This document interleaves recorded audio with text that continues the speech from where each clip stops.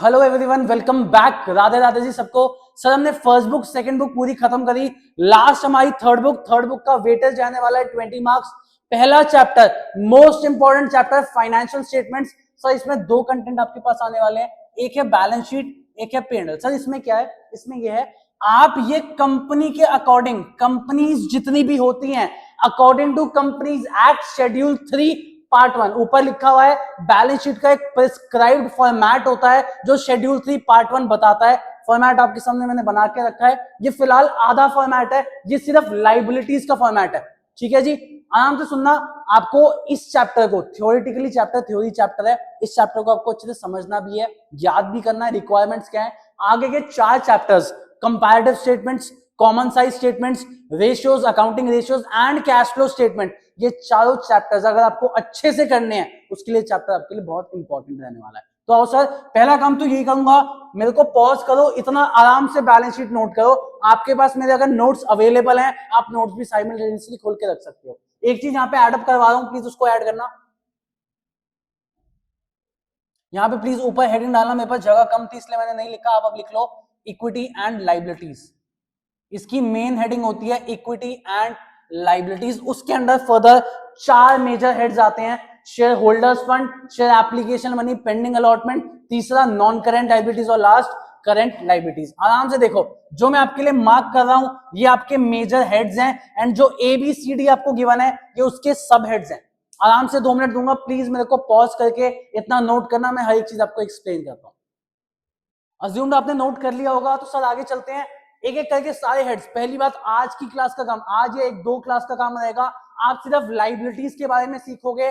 2 चीजें होती है आपको पता है, बैलेंस शीट आपने पार्टनरशिप में सीखी, यहाँ पे आप लाइबिलिटीज लिखते थे, आप एसेट लिखते थे, करेक्ट है। तो बैलेंस शीट में आपको पता है 2 मेजर चीजें होती है, लाइबिलिटीज एंड एसेट। इस वीडियो और नेक्स्ट वीडियो का, हमारा 2 वीडियोस का काम रहने वाला है, हमें लाइबिलिटीज ढंग से खत्म करनी है। तीसरी वीडियो में आपके लिए एसेट्स लेके आऊंगा, ठीक है जी। अब 2-3 बातें, 2-3 MCQ पे ध्यान देते हैं। पहला, यहीं से MCQ आता है सर, शेड्यूल 3 पार्ट 1 किसका, कंपनीज एक्ट 2013 का बताता है। क्या बताता है, prescribed format of balance sheet. ये 3 आपको याद रखने पड़ेंगे, शेड्यूल 3 पार्ट 1, कंपनीज एक्ट 2013। दूसरी बात, ये जो बैलेंस शीट है ये वर्टिकुलर फॉर्म में है, तो इसलिए हम इसको बोलते हैं वर्टिकुलर बैलेंस शीट। ये वाली जो बैलेंस शीट आप बनाते थे ये हॉरिजॉन्टल फॉर्म में होती थी। तो सर पार्टनरशिप या सोल प्रोप्राइटरशिप, उसमें जो बैलेंस शीट्स बनती हैं वो होती हैं हॉरिजॉन्टल। यहां पे जो बैलेंस शीट बनती है वो कौन सी होती है, वर्टिकल। इतना बेसिक सबको ओके। चलो अब बैलेंस शीट के कंटेंट स्टार्ट करते हैं। आओ भाई, सबसे पहला मेजर हेड आपको मिलेगा share holders fund. Sir share holder company के लिए कौन होते हैं, सर शेयर होल्डर्स कंपनी के लिए होते हैं ओनर्स। आप अभी अभी सेकंड बुक की थ्योरी भी पढ़ के आए हो, आप ड्राइव वाले बच्चे हो, आपने अभी अभी ड्राइव यूट्यूब कोई भी बच्चे हो आप, आपने अभी अभी सेकंड बुक खत्म करी, उसकी थ्योरी खत्म करी, बेसिक आपको आता, तो सीधा वहीं से आगे लेके चलता हूं। शेयर होल्डर्स कंपनी के लिए कौन होते हैं, ओनर्स। तो शेयर होल्डर्स फंड का मतलब होता है ओनर का पैसा। एक ओनर ने अपने बिजनेस में, एक शेयर होल्डर ने अपनी कंपनी में जो भी पैसा लगा रखा है उसको हम क्या कहते हैं, share holders fund.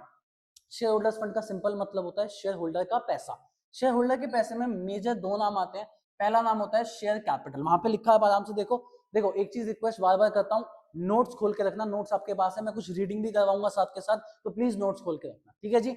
Share capital पे आते हैं, आप अभी शेयर्स की बैलेंस शीट भी पढ़ के आए हो या फिर आपने शेयर में बेसिक थ्योरी पढ़ी है। शेयर कैपिटल के अंदर 3 नाम आपने सीखे थे, authorised capital, issued capital and last क्या सीखा था, सब्सक्राइब कैपिटल। सब आता है तो मैं बस 1 मिनट में रिवाइज कराता हूं। ऑथराइज कैपिटल के टोटल 3 नाम होते हैं। पहला ऑथराइज कैपिटल खुद, दूसरा नॉमिनल कैपिटल और तीसरा रजिस्टर्ड कैपिटल। तीसरा आखिरी नाम आपका क्या होगा, रजिस्टर्ड कैपिटल। फटाफट सुनते हैं, ऑथराइज कैपिटल क्या होता है, the maximum capital a company can issue. ये capital clause MOA, memorandum of association में लिखा होता है कि टोटल मैक्सिमम कैपिटल एक कंपनी कितनी इशू कर सकती है, इसको हम क्या कहते हैं, ऑथराइज कैपिटल। फॉर एग्जांपल, मैं अपनी लाइफ टाइम में 100 करोड़ रुपयों की मुझे जरूरत है, लाइफ टाइम, कंपनी की लाइफ टाइम 200 साल, 300 साल, 400 साल, कितने ही हो सकते हैं, आपको 100 करोड़ रुपयों की मैक्सिमम जरूरत है अपने बिजनेस के लिए, इसको हम क्या कहेंगे, authorise capital. At the moment मुझे सिर्फ 20 करोड़ रुपए की जरूरत है अपने बिजनेस एक्सपेंशन के लिए, पूरे 100 करोड़ नहीं चाहिए, तो मैं जनता से कितने पैसे मांगूंगा, जनता से मांगे जाएंगे 20 करोड़, इसको हम बोलते हैं इशूड कैपिटल। मैंने करंटली कितने शेयर इशू करे? 20 करोड़ के। तो सर इशूड कैपिटल क्या होती है? It is a part of authorised capital which has been issued to the public for subscription. खत्म इशूड कैपिटल। तीसरा, भाई मैं तो चाहता हूं 20 करोड़ के शेयर बिक जाएं, जरूरी है जनता 20 करोड़ के शेयर खरीदे? नहीं, जनता ने मान लो 19.5 सीआर के शेयर्स खरीदे, इसको हम कहते हैं सब्सक्राइब्ड कैपिटल। मतलब कितने शेयर्स जनता ने खरीद लिए? Subscribed capital is a part of issued capital which has been subscribed by the public. Minimum subscription section 39 subsection 1 आपको पता है, आपको याद होगा थ्योरी में कितना होता है? 90%। चलें आगे। सर आगे सब्सक्राइब्ड कैपिटल के फर्दर दो बच्चे होते हैं, subscribed and fully paid up. Subscribe but not fully paid up, ये भी आप पढ़ के आए हो। Not fully paid up sir दो केसेस में होता है, जब आपके क्वेश्चन में कॉल्ड इन एरियर्स हो या कॉल्ड अप में क्या हो? कमी हो। सर आपका शेयर कैपिटल खत्म। ये सब मैंने इतनी जल्दी इसलिए कराया क्योंकि शेयर कैपिटल, अगर आप शेयर्स सेकंड बुक देख के आए हो, शेयर्स की थ्योरी में ऑलरेडी आप पढ़ चुके। चलें जी आगे, कोई दिक्कत? दूसरे नाम पे आता हूं। चलो दूसरे नाम पे आने से पहले नोट्स आपके पास होंगे, पेज नंबर बता रहा हूं, एक बार आप रीडिंग भी लगाओ। रीड करोगे इसलिए बेटर है, रीड करोगे साथ साथ आपको समझ आता जाएगा। फाइनेंशियल स्टेटमेंट्स के नोट्स हैं, पेज नंबर 7 पे आपको इस सारी चीजें गिवन है, called up, paid up, authorised capital, issued, subscribed, सब गिवन है। 2 मिनट लगाओ, इसको रीड करो। चलो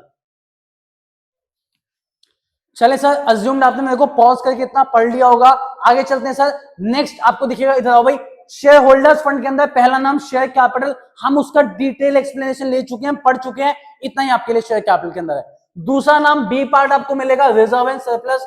तो आओ भाई पहले जानते हैं सर रिजर्व्स क्या होते हैं। सर रिजर्व का मतलब मैंने आपको पहले भी सेम सिखाया, अब भी सेम सिखाऊंगा। रिजर्व का मतलब होता है गुल्लक। गुल्लक का क्या मतलब है? सर जो पैसा आप अपने पास सेव करके बचा के रखते हो, इसको हम क्या कहते हैं? रिजर्व। सिंपल भाषा में amount set aside out of profits. Amount set aside out of profit मतलब जो कमाया उसमें से कुछ पैसा आपने अपने पास बचा के रखा, इसको हम क्या बोलते हैं? Reserve and surplus. एग्जांपल, मान लो कंपनी ने 1 करोड़ रुपए कमाए, कंपनी सारा पैसा डिविडेंड फॉर्म में नहीं बांटती, अज्यूम्ड उन्होंने 30 लाख डिविडेंड फॉर्म में बांट दिया, 70 लाख कंपनी अपने पास रखती है, जिसको आप रिटेन्ड अर्निंग्स भी कहते हो। बिजनेस की लैंग्वेज में जानोगे इसको रिटेन्ड अर्निंग्स भी कहा जाता है, अकाउंट्स की लैंग्वेज में उसी को क्या कहा जाता है? Reserve and surplus. रिजर्व बहुत तरीके के होते हैं, एग्जांपल आपको देता हूं। आओ भाई रिजर्व के बारे में जानते हैं। सर सबसे पहला नाम आता है कैपिटल रिजर्व। पहला नाम क्या आता है जी? Capital reserve. कैपिटल रिजर्व आपने भी शेयर्स में पढ़ा था, एक तो वेंडर वाले क्वेश्चन में पढ़ा था कि अगर कभी वेंडर कम पैसा मांगता है, asset to liability to vendor कम पैसा मांगता है, तो 2 में आता है कैपिटल रिजर्व। एक चीज। दूसरा, शेयर्स के साथ साथ लास्ट एंट्री आपने सीखी थी share forfeiture to capital reserve. ये तो सर कैपिटल रिजर्व क्या होता है? पहली बात तो होता तो गुल्लक ही है, कुछ अलग नहीं है। ठीक है सर गुल्लक है, तो कौन सा गुल्लक? Reserves created out of capital profits. अच्छा, कौन से गुल्लक? वो गुल्लक जो आपने कैपिटल नेचर के प्रॉफिट से कमाए हैं, कैपिटल नेचर के प्रॉफिट से बनाया है, उस रिजर्व को हम क्या कहते हैं? Capital reserve. Sir capital nature के प्रॉफिट्स कौन से होते हैं? जो प्रॉफिट आपको कभी कभी हो, ऐसे प्रॉफिट जो आपको कभी कभी हो। एग्जांपल, मैं ट्यूशंस पढ़ाता हूं, मेरे पास फीस आती है, हर महीने मेरे पास फीस आती है, तो मेरे लिए वो रीअकरिंग नेचर का खर्चा है, वो रिवेन्यू नेचर है। लेकिन मैंने अपनी गाड़ी बेच दी, एसी बेच दिया, अपना फोन बेच दिया, लैपटॉप बेच दिया, ये चीजें मैं कभी कभी करता हूं, इनसे जो पैसा आएगा उससे अगर मैंने कोई रिजर्व क्रिएट किया, उसको हम क्या बोलेंगे? Capital reserve. अब सुनना एग्जाम्पल, पहला एग्जाम्पल तो यही है, आपने कोई एसेट बेचा, उससे जो पैसा आया, उससे जो गेन हुआ, प्रॉफिट हुआ, कुछ भी हुआ, उससे आपने रिजर्व क्रिएट कर लिया, कैपिटल रिजर्व। दूसरा, आपने एसेट्स एंड लायबिलिटी आप कह सकते हो, आपने किसी इंसान का पूरा का पूरा बिजनेस परचेज किया, उसके परचेज कंसिडरेशन के अगेंस्ट आपको कुछ प्रॉफिट हुआ। सिंपल भाषा में वेंडर वाले question, asset to liability to vendor, अगर आपको सस्ते में वो बिजनेस पड़ गया तो भी प्रॉफिट हुआ। क्या किसी का बिजनेस आप रोज खरीदते हो? नहीं, कभी कभी खरीदते हो। कभी कभी मतलब ये कैपिटल नेचर का प्रॉफिट है, इसको हम कहां पे डालते हैं? कैपिटल रिजर्व में। लास्ट एक और एग्जांपल सुन लो, फॉरफीचर। सर किसी के शेयर आप रोज फॉरफीट करते हो? नहीं, जब वो पैसा नहीं देगा तब हम शेयर फॉरफीट करेंगे। कंपनी पहली बात तो रोज शेयर इशू भी नहीं करती, करेक्ट है। तो जो फॉरफीचर है ये भी कभी कभी है, ये आपके लिए फायदा है, जो पैसा आपके पास बच जाता है, ये फायदा भी कहां पे जाएगा? Capital reserve. तो प्लीज आपका एक रिजर्व, पहला रिजर्व कैपिटल रिजर्व खत्म। इसमें अज्यूम कोई डाउट ना हो, नोट्स में भी पढ़वाऊंगा, सारे रिजर्व समझा देता हूं, उसके बाद एक साथ रिजर्व आप पढ़ते रहना। चलो नेक्स्ट रिजर्व आपको मिलने वाला है कैपिटल रिडम्पशन रिजर्व। देखो ये टॉपिक बहुत लंबा है, कैपिटल रिडम्पशन रिजर्व का क्या यूज होता है, बहुत लंबी चीज है, आपको नोट्स में भी कुछ दे रखी है, इसका एक पूरा चैप्टर भी होता है प्रेफरेंस शेयर्स के लिए। तो फिलहाल आपके लिए उस सिलेबस में नहीं, तो सिंपल एक बात सुनना, ये भी एक गुल्लक है, इस गुल्लक का यूज क्या होता है, बस यूज याद रखो, it is used to issue bonus shares. Sir shares की थ्योरी में हम पढ़ के आए हैं, बोनस शेयर्स क्या होते हैं, बोनस शेयर्स वो शेयर्स होते हैं जो हम फ्री ऑफ कॉस्ट अपने एग्जिस्टिंग शेयर होल्डर्स में बांट देते हैं कि लो भैया फ्री में शेयर्स ले जाओ, किसको, सबको नहीं, एग्जिस्टिंग शेयर होल्डर्स को, वो बोनस शेयर्स होते हैं। तो उसका पैसा तो कहीं से अरेंज करना पड़ता है। एक आपने पढ़ा था section 52 SPR, securities premium reserve can be utilised to issue bonus shares, वो तो ठीक है। एक और रिजर्व है जिसका नाम है कैपिटल रिडम्पशन रिजर्व। क्यों बनाया जाता है, कैसे बनाया जाता है, आपकी सिलेबस का पार्ट नहीं है, पढ़ना चाहोगे तो नोट्स में 4-5 लाइनें गिवन है, पढ़ सकते हो कि कभी कोई इंसान प्रेफरेंस शेयर के पैसे चुकाता है तो उसके बदले उनको कुछ ना कुछ पैसा अलग से इकट्ठा करना पड़ता है, उसको हम कहते हैं कैपिटल रिडम्पशन रिजर्व। छोड़ो वो सब की टेंशन मत लो, आप बस एक बात याद रखना, कैपिटल रिडम्पशन रिजर्व का यूज क्या होता है, it is use to issue bonus share. इसका एक ही यूज है, क्या यूज है कि इससे आप क्या इशू कर सकते हो, बोनस शेयर्स। इसकी बहुत लंबी कहानी है कि भैया सीआरआर क्यों बनाया जाता है, प्रेफरेंस शेयर्स को पैसा चुकाया जाता है, तो सीआरआर क्यों बनाते हैं, किसके लिए बनाते हैं, बहुत लंबी कहानी, उसमें मत पढ़ो। इस पे अगर क्वेश्चन आता है, पहली बात तो आता नहीं है, इस चैप्टर से हेड सब हेड आते हैं, ये क्या चीज है ये आपको अगली क्लासेस में बताऊंगा। इस चैप्टर से इतना कुछ नहीं आता, लेकिन अगर आ गया तो बस यही पूछा जाएगा सीआरआर की यूटिलाइजेशन क्या है, it is used to issue bonus shares, CRR खत्म। चलें जी अगले पे आते हैं। सर अगला आपका फेवरेट आपको पता है सिक्योरिटीज प्रीमियम रिजर्व, पता है आपको यार एसपीआर क्या होता है, आप फेस वैल्यू से ऊपर भाव पे कुछ इशू करते हो, चाहे वो शेयर्स हो चाहे वो डिबेंचर्स हो, उसको हम क्या कहते हैं, सिक्योरिटीज प्रीमियम रिजर्व। हमें आता है 5 यूटिलाइजेशन आपको आती है, रिवाइज करा देता हूं, to issue fully paid up bonus shares, to buy back own shares, तीसरा to write off premium on redemption of preference shares and debentures, चौथा to write off loss on issue of debentures, पांचवा to write off discount on issue of debentures. Section 52 sub section 2 securities premium reserve की utilisation, SPR खत्म। चलें sir आगे, चलो एक काम करते हैं, 3 आपको रिजर्व पढ़ा दिए, प्लीज ये 3 रिजर्व रीड करो, पेज नंबर 8 पे मिलेंगे आपको सारे रिजर्व्स, पहले 3 रिजर्व्स फटाफट रीड करो, बाकी 3 उसके बाद पढ़ाता हूं। चलो चलिए जी आगे, सर अगले रिजर्व पे आते हैं, डीआरआर डिबेंचर रिडम्पशन रिजर्व। सुनना अगले 2-3 रिजर्व बस आपको थोड़े थोड़े याद रखते हैं, इसके मतलब इसलिए आपको मतलब समझाता हूं। डीआरआर क्या होता है, सर देखो डिबेंचर का मतलब होता है जो हमने जनता से लोन लिया, इसको आप अभी डिबेंचर भी पढ़ के आए हो, आपको पता है डिबेंचर को रिडीम भी करने पड़ते हैं, रिडम्पशन भी करना पड़ता है। आपने एक और बात मेरे से सीखी, एनसीएलटी वाली बात, अगर हम टाइम से पैसा नहीं दे पाते, एनसीएलटी के पास इतनी पावर है वो आपकी कंपनी भी बंद करवा सकती है, करेक्ट है। तो भैया मेरे को पता है 3 साल बाद पैसा चुकाना है, ठीक है, उस टाइम पे मेरी क्या सिचुएशन होगी, मैं प्रॉफिट में होऊंगा, मैं लॉस में होऊंगा, मेरे पास पैसा होगा कि नहीं होगा, मुझे नहीं पता। तो इसलिए मैं कुछ पैसा अभी से गुल्लक में इकट्ठा करने लग जाता हूं कि भैया डिबेंचर का पैसा चुकाना है, पहले से कुछ पैसा गुल्लक में इकट्ठा कर लो, इसको हम क्या कहते हैं, debenture redemption reserve, simple reserve है। एक और पॉइंट पे आओ, अगला point revaluation reserve. Sir partnership करी थी, रीवैल्यूएशन अकाउंट बनाना सीखा था, सर रीवैल्यूएशन में क्या सीखा था, एसेट लायबिलिटीज जो होती है उनकी वैल्यूज बढ़ती रहती है कम होती रहती है, फायदा नुकसान होता है, सेम चीज कंपनी के साथ भी तो होती है। मेरा कोई लैंड है जिसकी वैल्यू 1 लाख थी, अब उसकी वैल्यू 1.5 लाख हो चुकी है, तो 50 का फायदा हो गया, इसलिए फायदा है तो ये पैसा आप किसके अंदर डालते हो, रीवैल्यूएशन रिजर्व के अंदर। कल को भैया चलो मेरा कोई क्रेडिटर है जो 1 लाख का था, अब उसको मुझे 1,10,000 चुकाने पड़ेंगे, 10 का लॉस हो गया, ये लॉस का पैसा भी कहां से निकाला जाता है, रीवैल्यूएशन रिजर्व। मतलब अगर आप एसेट लायबिलिटीज को रीवैल्यू करते हो, उस पर फायदा हुआ तो रिवैल्यूएशन रिजर्व को पैसा दे देना, उस पर नुकसान हुआ तो रिवैल्यूएशन रिजर्व से पैसा निकाल लेना, ये क्या कहा जाता है, इसको रिवैल्यूएशन रिजर्व। चलें जी सर आगे चलते हैं, लास्ट आपको रिजर्व मिलेगा स्टॉक ऑप्शन आउटस्टैंडिंग रिजर्व। ध्यान से सुनना, स्टॉक ऑप्शन आउटस्टैंडिंग रिजर्व, आराम से सुनना क्या लिखा है इसमें, इसको बहुत सारे नामों से जाना जाता है, ESOP reserve, employ stock option plan reserve, stock option outstanding reserve, stock reserve, बहुत नाम होते हैं, तो आप इतनी टेंशन मतलब बस मतलब समझो। सर आपने अभी एक शेयर्स में एक चीज सीखी थी, ESOP प्लान। ESOP प्लान क्या होता है, एम्प्लॉय स्टॉक ऑप्शन प्लान।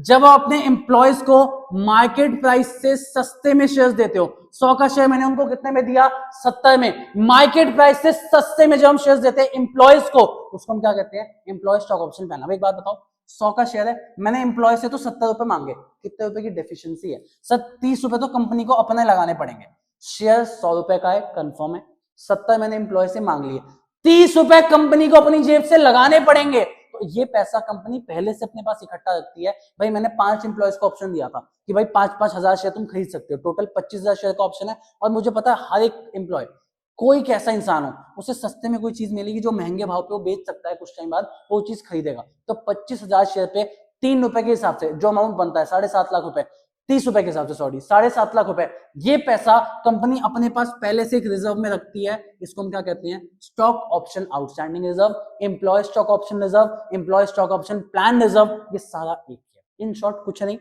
जो आपका मार्केट प्राइस और इशू प्राइस होगा जनता का डिफरेंस 30 रुपए, इसी को अब कंपनी गुल्लक में इकट्ठा करके रखती है कि ये पैसा हमें देना पड़ेगा, एम्प्लॉय से तो नहीं मांग सकते। इसको हम क्या कहते हैं? Employ stock option outstanding reserve. खत्म सर। लास्ट आपको मिलेगा surplus in statement of P and L. कुछ नहीं है सर, जो साल का प्रॉफिट होता है इसको हम ये कहते हैं surplus in statement of P&L. Statement of P&L मतलब पी&एल अकाउंट, सरप्लस का मतलब है वो पॉजिटिव है, पी&एल पॉजिटिव का मतलब क्या है आपके क्वेश्चन में? क्या है? नेट प्रॉफिट या प्रॉफिट। अगर ये डेफिशिएंसी होती इन पी&एल तो लॉस हो जाता है उसका, मतलब सिंपल, खत्म। रिजर्व एंड सरप्लस आपका पूरा खत्म। प्लीज रिक्वेस्ट है, रोको यहाँ पे, मेरे को पॉज करो, रिजर्व एंड सरप्लस को रीड करो। चलिए सर, लास्ट आपके पास आता है शेयर होल्डर्स फंड का आखिरी subhead, money received against share warrants. ध्यान से सुनना सर, इसमें क्या करना है आपको, इजी है, ज्यादा मुश्किल नहीं है, छोटा सा है।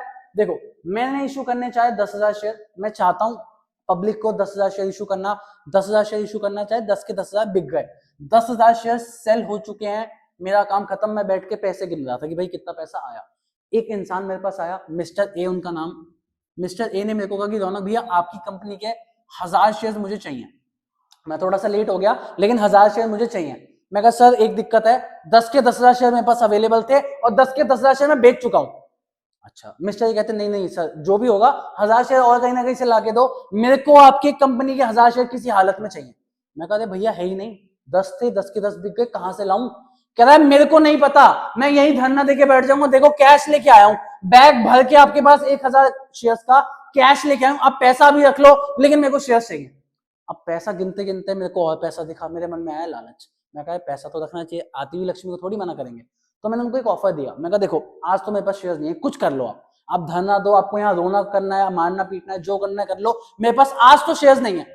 लेकिन कंपनी को पैसों की जरूरत पड़ती रहती है, तो कंपनी जब पहली बार शेयर इशू करती है, इसको हम कहते हैं आईपीओ, इनिशियल पब्लिक ऑफर। हर 3-4 साल में ऐसा होता है, कंपनी अपना नया सब्सक्रिप्शन लेके आती है और पैसा जनता से मांगती है, इसको हम कहते हैं FPO, follow on public offer. ठीक है जी। तो सर मैंने उनको बोला कि मेरे को पता है, अभी मैंने 10 दुकानें खोली, 10 शोरूम खोले हैं, मेरे को अगले 3 साल बाद 50 शोरूम और खोलने हैं, तो मैं और शेयर्स पक्का इशू करने वाला हूं, कम से कम मैं अगले 3 साल बाद 20,000 शेयर्स और इशू करने वाला हूं।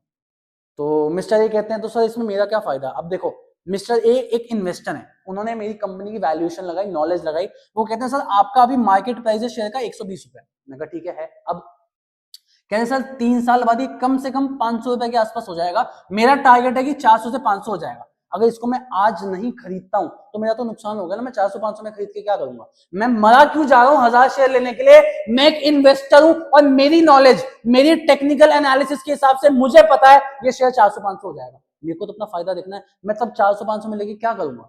तो मैं कहा चलो आपका ये कंसर्न है तो आओ इधर आओ, एक वारंट बनाते हैं, इसको हम कहते हैं money received against share warrant. एक वारंट बनाते हैं, वारंट में लिखा होता है कि सुनो आज आप मेरे को पैसा देके जा रहे हो, ठीक है, 3 साल बाद की बात करूंगा, 3 साल में मैं आपको ऑफर दे रहा हूं, आपको कितने शेयर चाहिए? 1000 शेयर चाहिए, मैं आपको एक प्राइस बैंड, एक शेयर बैंड देता हूं कि आप 1000 से 1500 शेयर के बीच में, आपको 1000 चाहिए, 1200 चाहिए, 1300 चाहिए, मैक्सिमम अपर लिमिट कितनी है? 1500। आप 1500 शेयर तक खरीद लेना। और बताओ, वो कहता है भैया फायदा क्या, तब तो 400-500 हो जाएगा।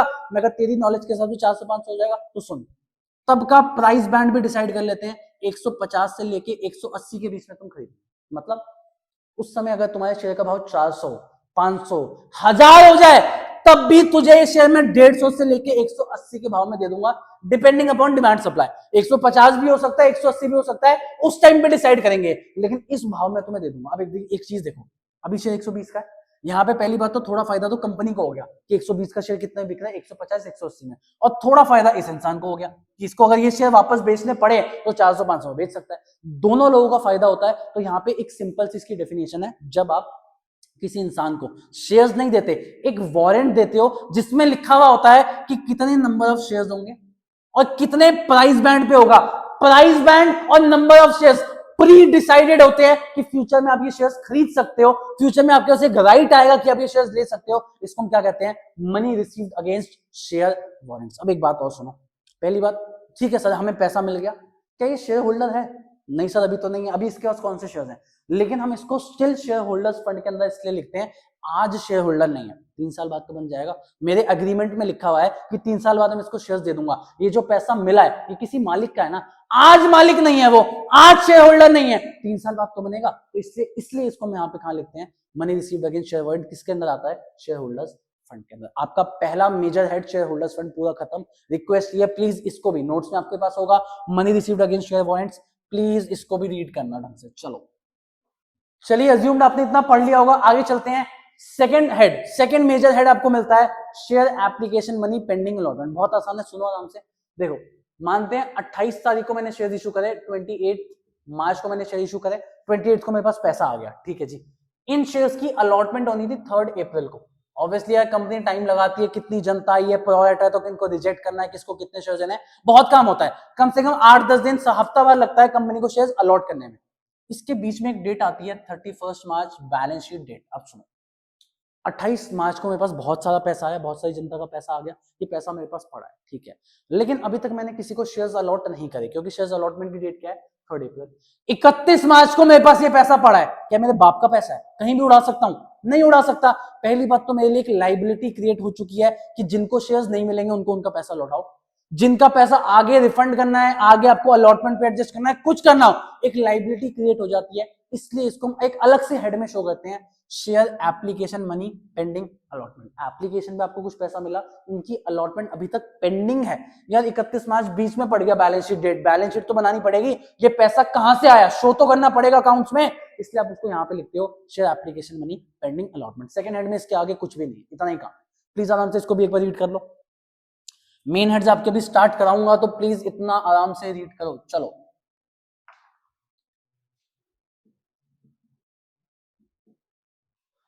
अज्यूम आपने पॉज करके इतना रीड कर लिया होगा नोट्स में से, साथ साथ प्लीज नोट्स से रीड करते चलना, आपको और अच्छी अंडरस्टैंडिंग मिलती जाएगी, इसलिए आपके लिए नोट्स बनाए हैं। नोट्स में पढ़ोगे सारी अंडरस्टैंडिंग साथ साथ मिलेगी आपको। चलें सर, एक बेसिक बात सुनो, 2 हेड्स बचे हैं, लाइबिलिटीज खत्म हो जाएगी। नॉन करेंट लाइबिलिटी की बात करते हैं। सर नॉन करेंट लाइबिलिटी वो होती है जो अब 12 महीने के बाद, 12 महीने के बियॉन्ड पे करनी होती है, और करंट लाइबिलिटी क्या होती है? जो 12 महीने के विद इन पे करनी होती है। इतना बेसिक डिफरेंस आप 11th में भी पढ़ के आए हो, नहीं याद तो कोई टेंशन वाली बात नहीं है, अभी याद कर लो। नॉन करेंट लाइबिलिटीज वो होती हैं जो 12 महीने, जिनका पैसा 12 महीने के बाद पे बैक करना हो। करंट लाइबिलिटीज वो होती है जो 12 महीने के विद इन पे करनी हो। ठीक है सर, इतना समझ गए। फिलहाल हम किस पे बात करने वाले हैं? नॉन करेंट लाइबिलिटीज पे। इसका पहला सब हेड आपको मिलेगा लॉन्ग टर्म बोरिंग्स। कुछ नहीं, कोई बोरिंग्स है, कोई उधार का पैसा है जो आपने लॉन्ग टर्म के लिए ले रखा है, 1 साल 12 महीने से ज्यादा के लिए ले रखा है, वो आपके लिए क्या टर्म होगा? Non current liability. बस कुछ नाम बता रहा हूं, आपको नोट्स में मिलेंगे, वो नाम आपको याद करने हैं कि ये सब इसके अंदर आता है। Debentures, loan, mortgage, bank loan, public deposit और बॉन्ड्स। देखो ये कुछ नाम है, आपको याद करने पड़ेंगे। क्वेश्चन आपसे कैसे आएगा मैं बता देता हूं। क्वेश्चन आपको बोलेगा जी डिबेंचर्स हैं, बताओ उसका हेड सब हेड क्या होगा? सर डिबेंचर्स आपने यहां पे पढ़े, आपको याद रखना है, तो इसका सब हेड क्या निकलेगा? सर ये तो हमने लॉन्ग टर्म बोरिंग्स में पढ़े थे, ठीक है। लॉन्ग टर्म बोरिंग किसके अंदर आती है? नॉन करेंट लायबिलिटी के अंदर। तो आपका क्वेश्चन ऐसे फ्रेम होता है, क्वेश्चन आपको देगा डिबेंचर्स कहां पे आते हैं? सर लॉन्ग टर्म बोरिंग में आते हैं। वो कहां पे आती है? Non current liability. तो इस चैप्टर से, बैलेंस शीट से मेजरली हेड सब हेड आते हैं, इसलिए आपको सारी चीजें याद करनी है। एक एक समझा देता हूं। डिबेंचर आपको पता है जब हम जनता से पैसा लेते हैं, ऑब्वियसली 1 साल के लिए नहीं लिया जाता पैसा, 3 साल, 4 साल, 5 साल, मैक्सिमम अप टू 10 ईयर्स तक ले सकते हो आप पैसा। 10 साल के लिए डिबेंचर इशू हो सकते हैं। अब वो लॉजिक मत लगाना, इंफ्रास्ट्रक्चर कंपनी का एक्सेप्शन होता है 30 साल का, ठीक है। मैं मानता हूं नॉर्मल मेरी कंपनी कोई इंफ्रास्ट्रक्चर कंपनी नहीं है, 10 साल के लिए मैक्सिमम डिबेंचर इशू हो सकते हैं, मतलब पैसा 10 साल बाद रीपे करोगे, तो नॉन करेंट लायबिलिटी हुई ना। तो नॉन करेंट लायबिलिटी के अंदर पहला नाम क्या है? लॉन्ग टर्म बोरिंग, इसके अंदर आते हैं डिबेंचर्स। लोन हो या बैंक लोन हो, दोनों सेम होते हैं। लोन आप अपनी किसी फैमिली मेंबर से भी ले सकते हो, bank loan family member friend से लिया लोन, बैंक से लिया लोन, कोई भी लोन हो, अगर ये लोन का पैसा आपको 12 महीने के बाद पे करना हो, तो आप इसको कहां पे शो करोगे? Non current liability, long term borrowings. आगे चलो सर, मॉर्गेज का मतलब होता है कुछ गिरवी रखवाना। कुछ गिरवी रखवाओगे तो पक्का लोन का अमाउंट मोटा अमाउंट है, महंगा अमाउंट है, काफी अमाउंट है, तभी आपने कुछ गिरवी रखवाया ना। अगर ज्यादा अमाउंट है क्या आप 1 साल के अंदर पे बैक कर सकते हो? इतनी कैपेसिटी होगी, इतनी कैपेसिटी होती तो आप लोन क्यों लेते? Common sense. तो इसलिए मॉर्गेज वर्ड लिखा है, ऑटोमेटिकली गिरवी रखवाना, कोलैटरल रखवाना, मॉर्गेज कुछ भी आए आपको कहां पे डालना है? लॉन्ग टर्म बोरिंग्स में। लास्ट पे आ जाओ, public deposit and bonds. Public से कुछ पैसा आपने उधार ले रखा है लंबे टाइम के लिए, या बॉन्ड्स आपने सीखा है डिबेंचर्स में, डिबेंचर बॉन्ड्स सेम होते हैं, दो फर्क होता है, बॉन्ड्स गवर्नमेंट कंपनी इशू कर सकती है और साथ साथ बॉन्ड्स पे स्पेसिफिक रेट ऑफ इंटरेस्ट नहीं होता, बाकी सब कुछ सेम होता है। लोन है, जनता का लोन है, सब कुछ सेम है। तो ये पांचों छह नाम जितने भी हैं ये किसके अंदर आते हैं? लॉन्ग टर्म बोरिंग्स के अंदर। लॉन्ग टर्म बोरिंग्स किसके अंदर आती है? Non current liabilities. अज्यूम यहां तक कोई डाउट नहीं होगा। प्लीज एक बार नोट से 5-6 नाम पढ़ लो। चलो फटाफट नोट से 5-6 नाम पढ़ो।